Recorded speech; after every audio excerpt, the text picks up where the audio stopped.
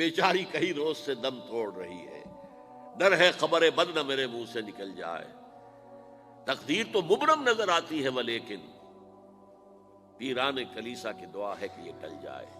تو پہلی بات میری ختم ہوئی، عالمی نظام خلافت دنیا کی تقدیر مبرم ہے، ہو کر رہے گی، اس میں کسی صاحب ایمان کو کوئی شک، کوئی شبہ، کوئی ریب نہیں ہونا چاہیے۔ البتہ اس کا اب دوسرا پہلو کیا ہے، اس کا آغاز کہاں سے ہوگا؟ پہلی بات تو یہ، ہمارے بعض لوگوں کے ذہنوں میں، سادہ دل لوگ وہ سمجھتے ہیں کہ پوری دنیا میں ایک ہی دفعہ آ جانی چاہیے۔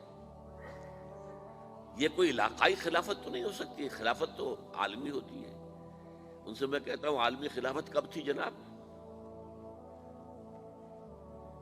یہ تو نہ خلافت راشدہ میں عالمی تھی، کیا ہندوستان شامل تھا اس میں؟ کیا چین شامل تھا؟ کیا یورپ شامل تھا؟ اور پھر جو خلافت کے نام سے جو ملوکیت چلی ہے وہ بھی صرف آپ دور بنو امیہ میں کہہ سکتے ہیں کہ وہ پورا عالم اسلام کم سے کم اس کے تحت تھا۔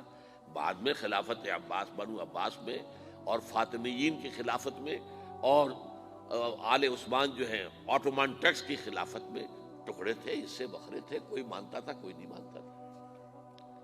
اور سب سے بڑی بات یہ، اگر ایک دم پوری دنیا پر خلافت قائم ہو سکتی تو حضور کے دست مبارک سے ہوتی، لیکن نہیں ہوئی۔ نتیجہ کیا نکلا؟ ایک ملک میں حضور نے قائم کر دی، جزیرہ نما عرب، یہاں خلافت قائم ہو گئی، حضور خلیفہ ہے۔ اس کے بعد آپ کے خلفائے راشدین نے پھر اس کو وسعت دی، شرقاً غرباً شمالاً، 3 کالمز نکلے ہیں فوجوں کے، صحابہ کرام کے، 3 کالمز، ایک ایسٹ ورڈ، ایک ویسٹ ورڈ، ایک نارتھ ورڈ۔ ایک عراق کو فتح کرتے ہوئے ایران میں پہنچ گیا، خراسان تک چلا گیا، ایک شام کو فتح کرتے ہوئے اور پھر سینائی پیننسولا سے ہو کر افریقہ میں داخل ہوا اور اٹلانٹک تک پہنچ گیا، تیسرا سیدھا شمال میں گیا، لیکن یہ زیادہ دور نہیں جا سکتا تھا، کوکیشین ماؤنٹینز آ گئے، کوہ قاف، اس زمانے میں تو یہ یوں سمجھیے کہ امپیسیبل تھا نا کوہ قاف، لہذا وہاں آ کر رک گیا۔ اب بھی یہ ہوگا کسی ایک جگہ سے شروع ہوگا پھر پھیلے گا، اس کے سوا کوئی چارہ کار ہے ہی نہیں۔ اگر ہر جگہ پوری دنیا میں ایک ہی وقت میں ہو سکتا تو حضور کے دست مبارک سے ہوتا صلی اللہ علیہ وسلم۔ اب وہ نقطہ کون سا ہوگا، نقطہ آغاز کون سا ہوگا؟ اس میں پہلی بات تو میں نے کہا جو شک کرے گا اس کا پھر ایمان مشکوک ہے، ہوگا، لازماً ہوگا، گلوبل ہوگا، پوری دنیا میں ہوگا۔ کہاں سے شروع ہوگا اس میں آپ اختلاف کر سکتے ہیں، لیکن مجھے تو 2 حدیثیں تو ملی ہیں جن سے یہ اندازہ ہوتا ہے کہ یہ اس مشرقی خطے سے ہوگا، عرب کے مشرق کی جانب کسی ملک سے ہوگا، کسی خطے سے ہوگا۔ وہ حدیثیں بھی اب آپ پڑھ لیجیے پہلے، پھر میں کہہ رہا ہوں یہ خزانہ ہے جو ہم نے آپ کی خدمت میں پیش کیا ہے، کاش کہ آپ اس کی قدر کر سکیں، یہ حدیثیں آپ کو ازبر ہو جائیں، یاد ہو جائیں، لوح قلب پر نقش ہو جائیں۔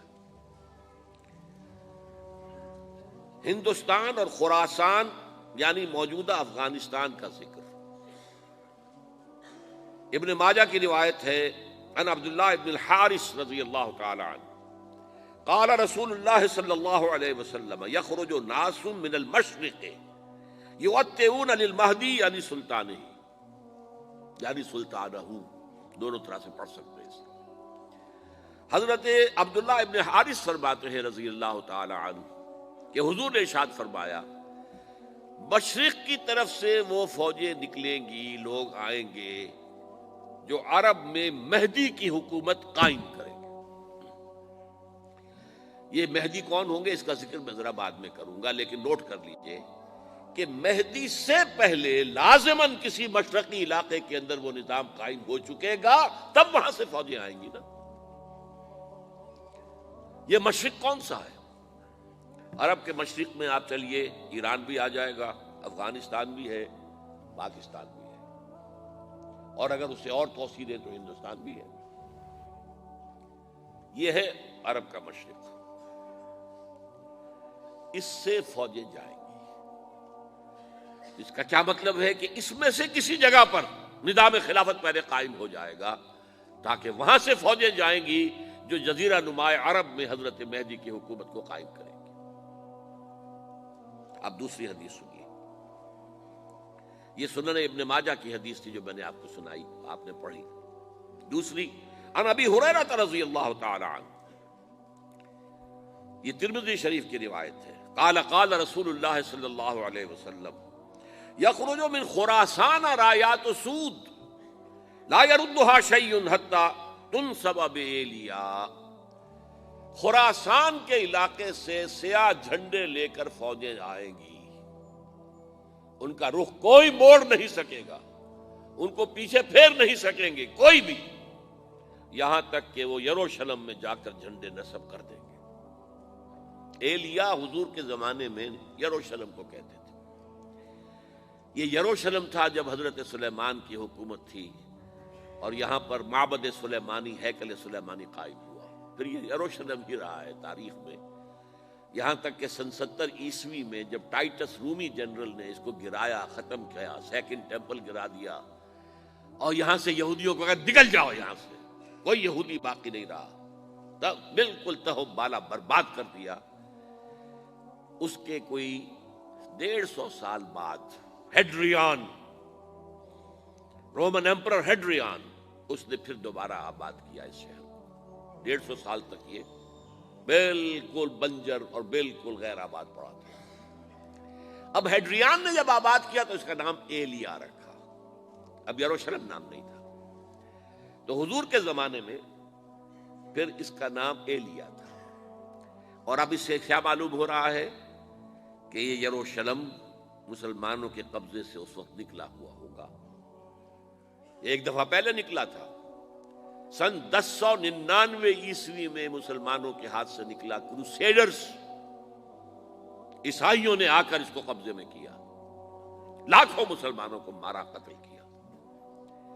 اس کو 1187 عیسوی میں واپس لیا ہے، کس نے لیا ہے؟ صلاح الدین ایوبی کرد۔ عرب کھوکھلے ہو چکے تھے، عربوں نے کھویا، واپس نہیں لے سکے، بہت حکومت کر چکے تھے، 400-500 برس کی حکومت کر کے، اور ان کے عیش اور ان کے آرام، اب ان میں جان نہیں تھی کہ وہ واپس لے سکے۔ واپس لینے والا گرم کرد خون تھا، صلاح الدین ایوبی۔ تو گویا کہ اب آپ سمجھئے کہ 88 برس تک عیسائیوں کا قبضہ رہا یروشلم پر۔ اب 1967 میں یہودیوں نے قبضہ کیا ہے، اور اب 38 برس تو ہو گئے، 88 نہیں تو 38 برس تو ہو گئے ہیں، لیکن وہ دور آئے گا کہ اب پھر لیں گے، لینے والے عرب بھی نہیں ہوں گے، خراسان کے علاقے سے فوجیں آئیں گی۔ یہ خراسان کیا تھا؟ ایلیا تو میں نے آپ کو بتا دیا، یروشلم کا نام ہے۔ خراسان اس زمانے میں ایک بہت بڑے ملک کو کہتے تھے، کچھ حصہ پاکستان کا بھی اس میں شامل ہے، کچھ حصہ ایران کا بھی ہے، ایران کے اس حصے کو اب بھی خراسان کہتے ہیں، وہ ایک صوبہ ہے، خراسان ایک صوبہ ہے ایران کا چھوٹا سا۔ پاکستان میں خاص طور پر یہ جو علاقہ مالاکنڈ ایجنسی کہلاتی ہے، اس سے اوپر جتنا علاقہ ہے، اور یہ جو واخان کی ایک پٹی آتی ہے اوپر، واخان افغانستان کی ایک پٹی سی دم سی چلی آتی ہے جو جا کر چائنا کی سرحد سے مل جاتی ہے، یہاں سے لے کے یہاں تک یہ جو مالاکنڈ کا وہ درہ ہے اور پہاڑ ہے، یہ بھی خراسان کا حصہ ہے۔ باقی تقریباً 2/3 آف افغانستان ساؤدرن حصہ نہیں ہے خراسان کا حصہ، یہ سیستان کہلاتا تھا، یہ خراسان نہیں ہے، لیکن یہ کہ اوپر کا 2/3 آف افغانستان، اور اس کے ساتھ یہ جو عرب جو اب یہ ترک ممالک آزاد ہوئے ہیں سوویت یونین کی ڈسولوشن کے ساتھ، یہ سارا علاقہ کہلاتا ہے خراسان بزرگ، دی گریٹ خراسان۔